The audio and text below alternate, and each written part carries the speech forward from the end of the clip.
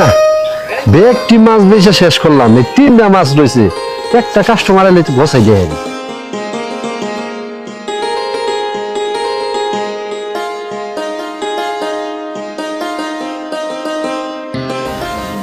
কি দিয়া ইলিশ নিবেন?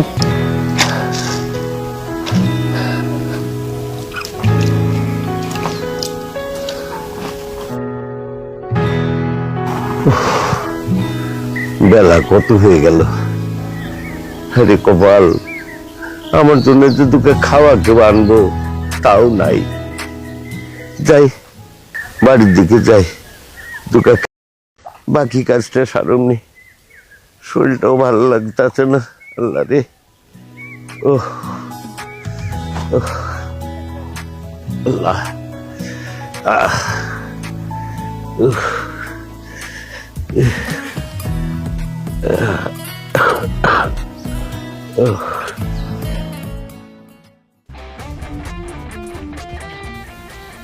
দেহ কাম কাজের অবস্থাগুলো একবার দেহ চাই। এই ক্ষেত্রে আমি ভালো করে পরিষ্কার করতে কইছি, আগাছানা ক্ষেতের মধ্যে এমনি রয়েছে। এই অবস্থায় যদি সার দেই, সব সার না আমার এই ঘাসে খেয়ে ফেলাবো, ধানের কি লাভ হইব? কি কাম কাজ যে করে না।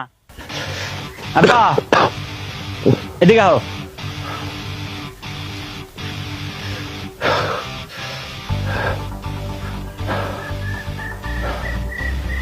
কিরে বাবা? আচ্ছা তুমি এগুলা কি কাজ করছো? তোমার আমি বারবার করে কইছি কাজগুলো একটু ভালো করে করতে, এইভাবে কাজকর্ম করলে কি হয়? এই যে ক্ষেত্রে যে পরিষ্কার করতে কইছিলাম, দেখো তো এই যে আগাছাগুলা রয়ে গেছে।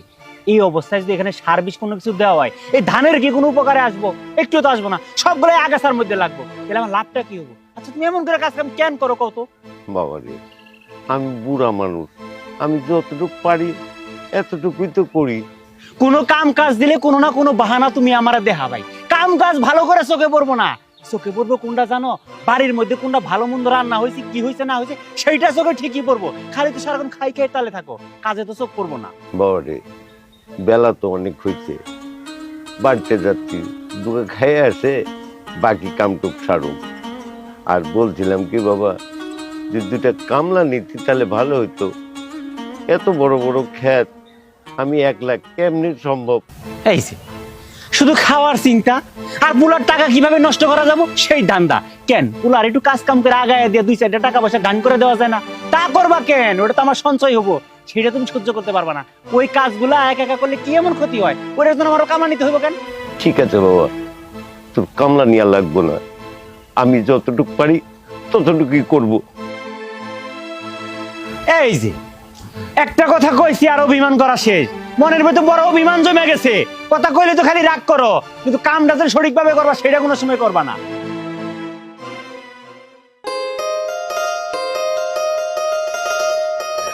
না বেগটি মাছ বেচে শেষ করলাম, এই তিনটা মাছ রয়েছে, একটা কাস্টমার এলে তো বসাই যায়।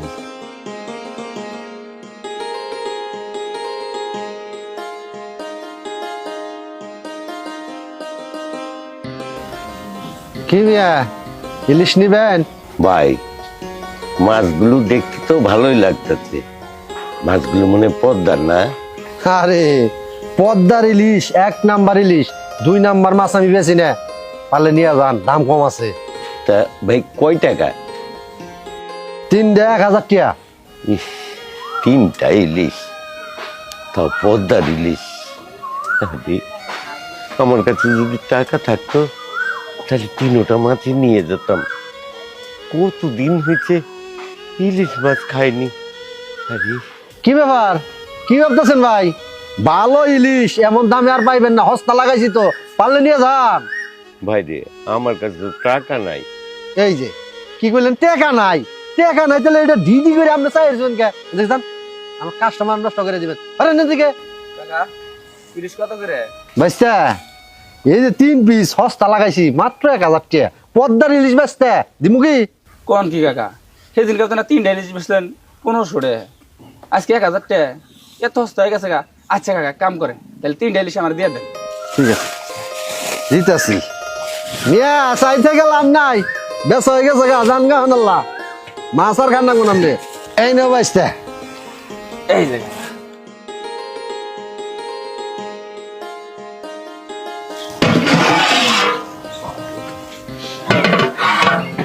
কি খবর? আমার মাছ বেচার তো শেষ, কেন দাঁড়াইছেন কেন? এক কাম করেন, ওই দোকান থেকে একটা পলিথিন না, আমার কাছে পলিথিন নাই। এই যে মাছের যে বরফের পানি আছে না, ওই না দিয়া দেই, ভাতের লগে মিশিয়ে খাইবেন, মনে করবেন যে ইলিশ খাইতেছি। হ্যাঁ না, ইলিশ খাবার হয়েছে।